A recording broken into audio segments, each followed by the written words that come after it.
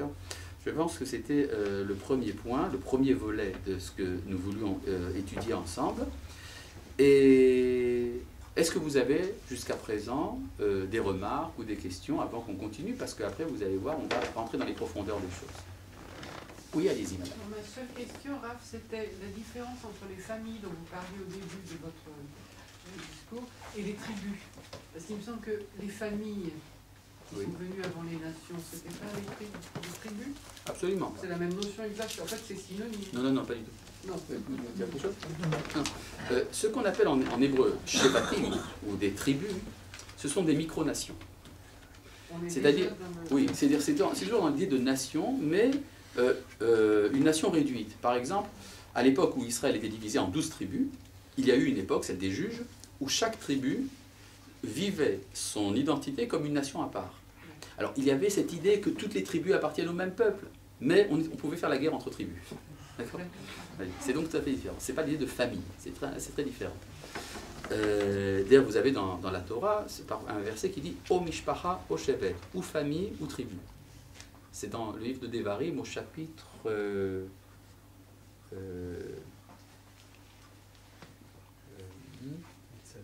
non, c'est le chapitre 29. Voilà, chapitre 29. Si je me trompe. Vous me pardonnez si je me suis trompé? D'accord. Oui, c'est 29, n'est-ce pas? Ah oui, non, mais si. Si vous permettez, comme nous avons la présence du grand rabbin de Shoshana, ce serait intéressant d'avoir aussi un écho local, puisqu'on a un écho d'Israël, donc un écho local de... L'émission des États-là, mais un écho local de ce projet de diffusion de la Torah pour les enfants de Noé. Si tu veux nous dire quelque chose, David, sur ce sujet-là. Je pense que je partage d'abord l'avis de tout le monde, c'était fascinant. C'est pas fini, hein. Fini, c'était fascinant. Vous faites allusion au fait qu'il faudrait que j'arrête. Non, non, pas du tout. Non, non.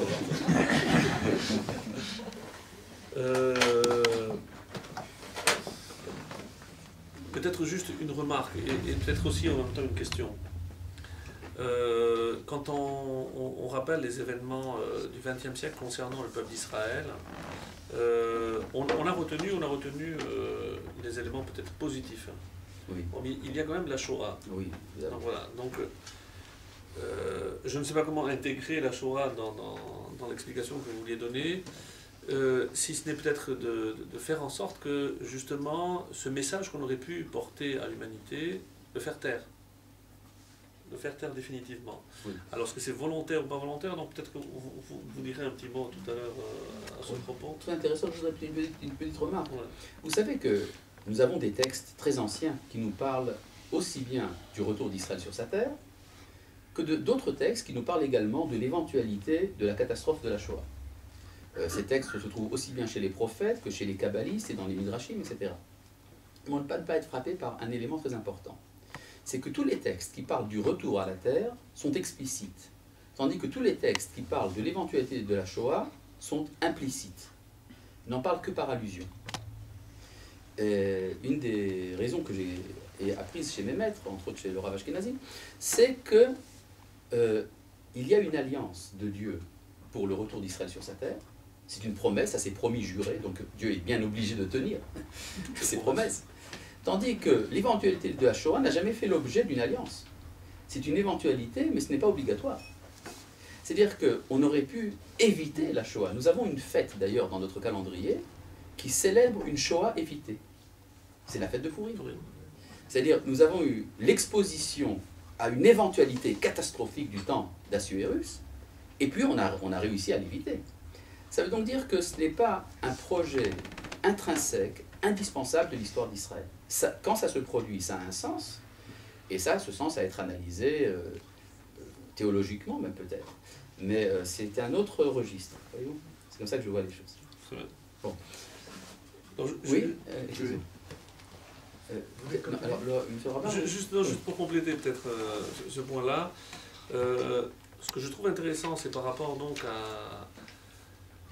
à la voix d'Israël, ce que le peuple d'Israël doit porter comme message, message universel, c'est le fait que l'on dise que l'exil, c'est-à-dire cette obligation d'Israël de quitter sa terre sous la contrainte ou pas, fait partie aussi du projet divin.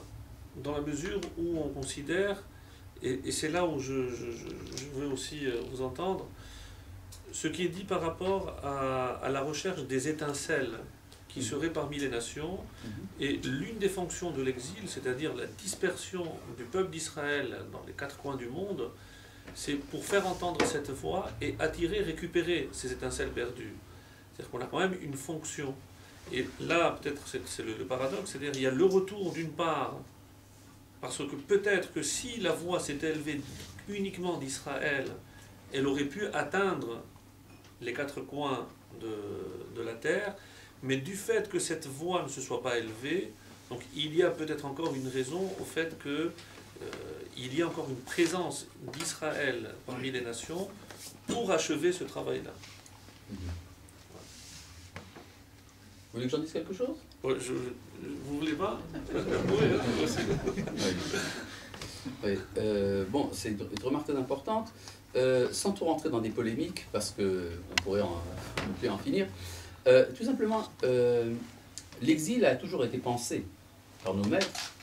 Il fait partie d'un projet. On peut le comparer, si vous voulez prendre une des images ramenées par nos maîtres, c'est à des semailles. Quand vous semez des grains, alors ils sont perdus, mais après ils donnent une récolte. Et donc le premier savoir, est-ce qu'on est au moment des semailles ou au moment de la récolte? Il est dramatique quand la récolte arrive de penser qu'on en est encore au semailles. Et c'est souvent ça, d'ailleurs, vous n'avez qu'à lire le texte de la Torah, toute la problématique de la faute des explorateurs. Les explorateurs ont voulu continuer le désert quand c'était le moment d'en sortir. Et on pourrait dire que, d'après mon analyse personnelle de ce que j'ai pu voir, de ce qui se passe au niveau du noahisme dans le monde, parce que vous savez, je ne suis pas le premier à avoir pensé à ces choses-là, il y a aujourd'hui des groupes un peu partout dans le monde de Béné Noir. Et j'ai pu remarquer que, de manière générale, ça échoue, ça ne marche pas. Ça ne marche pas même quand c'est encouragé par des sommités rabbiniques, quelles qu'elles soient. Et la raison est très simple, à mon sens, c'est parce que pour que quelque chose marche, il faut savoir à quelle époque on vit.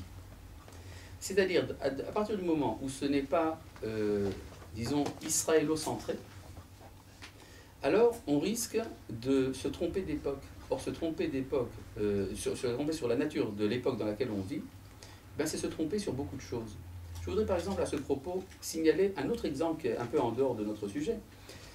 Une analyse qui a été faite par un des rabbins d'Espagne au XIe siècle, Rabbi Yehuda Halevi, dans son livre Le Kuzari, qui fait une analyse dans la 4e partie du livre, qui est moins étudiée que la première, dans les yeshivot.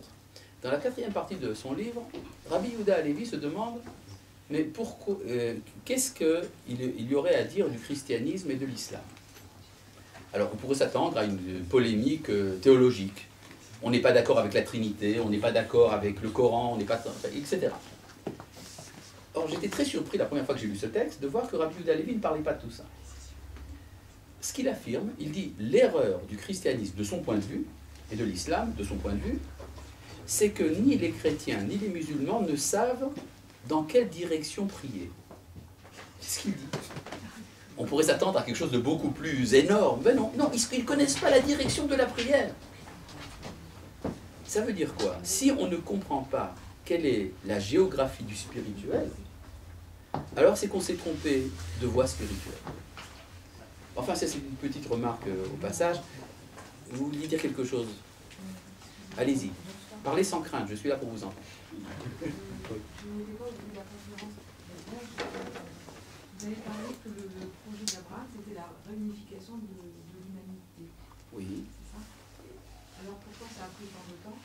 Ah, pourquoi ça a pris tant de temps? Eh bien, tout ça... Quels sont les points de départ de la concrétisation de ce projet actuellement? Est-ce que ça passe par ces voies-là? Comment ça se manifeste? Très bien. On m'a demandé de reprendre la question pour l'enregistrement, donc je vais la reprendre. D'accord? Vous demandez, vous m'avez dit la chose suivante. Je n'étais pas au début de la conférence et j'ai pu comprendre, ce qui est absolument vrai, que le projet d'Abraham était la réunification de l'humanité. Et votre question est donc pourquoi ça a pris tellement de temps?